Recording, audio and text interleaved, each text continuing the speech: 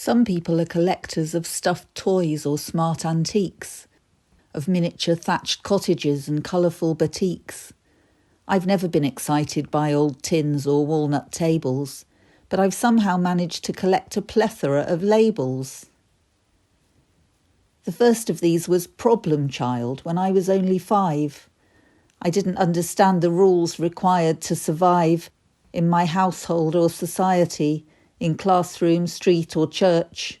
I was wild and uncooperative as I embraced the search for a way that I could morph myself into a proper person, but no matter how I tried, I couldn't manage that conversion.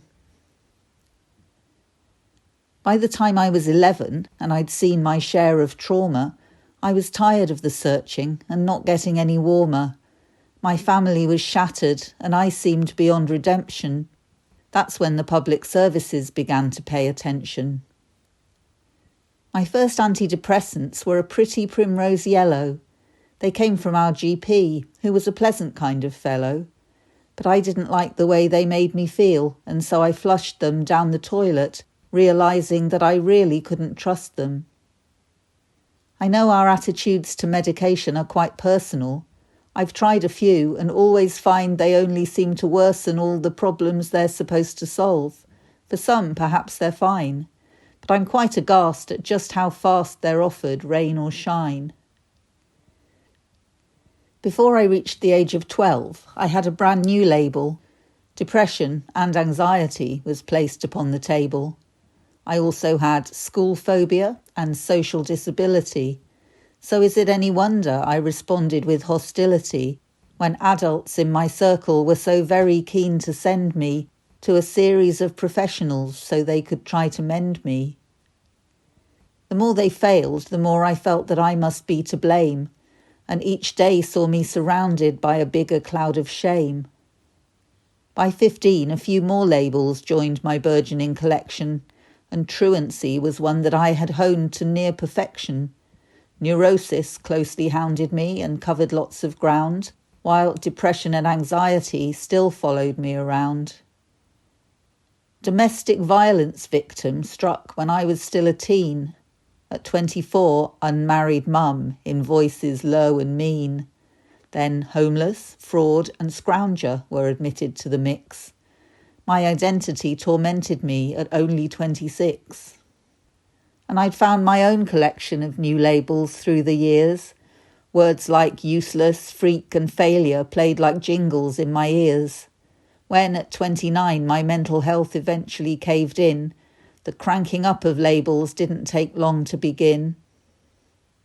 The first one was psychosis, and while that seemed harsh enough, it was really rather tame compared to all the other stuff that was mooted in the months to come, with theories flying round as a gaggle of professionals discussed what they had found.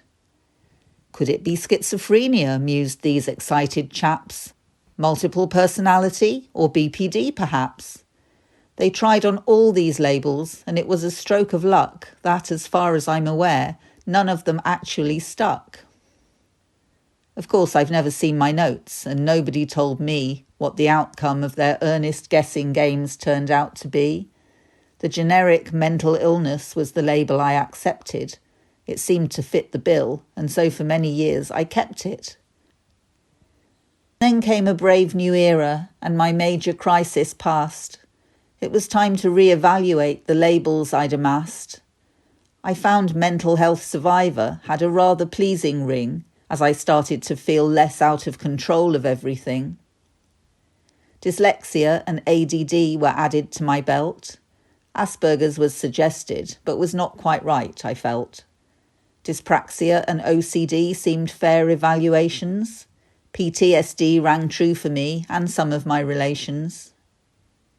These new, less damning labels seemed to make sense of a lot of the problems I'd experienced, and gradually I got a kind of understanding that allowed me to reflect on the way my life had courted strife, the cause and the effect. But although these seem less damning, they are labels all the same, and I'm tired of the weight of them, the energy they claim. I think it would be wonderful if everyone agreed that the time has come at last for us to let go of the need to categorise everything and obstinately label those unconventional beings who aren't naturally able to fit into the narrow slots society demands. What if, instead of damning them, we took their trembling hands and asked if they would share with us their fascinating view, to help us swap our stale ideas for something fresh and new? At 61, I'm gradually discarding my collection and searching once again, but this time for a reconnection with the person who's been hidden beneath names and diagnoses. She's been waiting in the shadows. Now it's time to smell the roses and to share their glorious fragrances in gentle celebration of a long and arduous journey to this place of graduation. After all those years of turbulence, I'm tentatively stable. Note, that's a double adjective and not another label.